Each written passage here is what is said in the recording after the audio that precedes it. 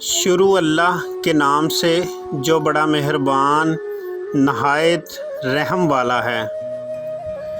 اکیلے بیٹھ کر رونا بھی کسی موت سے کم نہیں، جہاں پر سوال بھی اپنے ہوتے ہیں اور جواب بھی اپنے ہوتے ہیں۔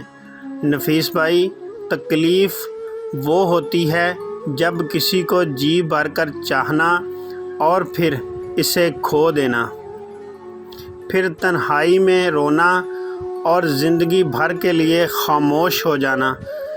بچپن میں جن اندھیروں سے ڈر لگتا تھا، آج انہی اندھیروں میں سکون ملتا ہے۔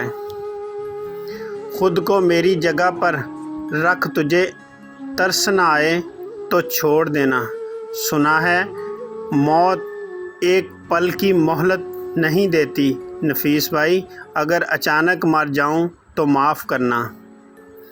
اپنی آنکھوں میں کچھ سپنے سجائے تھے، اس چھوٹے سے دل میں چند ارمان جگائے تھے، نہ تھی خبر ہمیں کچھ اس طرح سے بکھر جائیں گے جو آشیاں بنائے تھے۔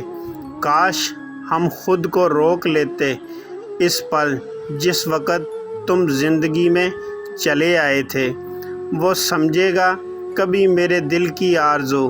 نفیس بھائی، اس امید پہ ہم نے یہ دن بتائے تھے۔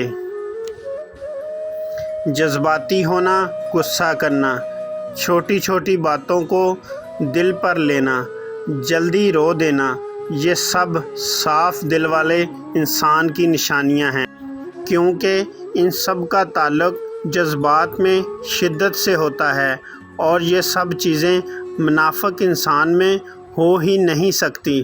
نفیس بھائی، کیونکہ ان باتوں کا تعلق اس انسان سے ہوتا ہے جو رشتوں کو دماغ سے نہیں، دل سے نبھاتا ہے۔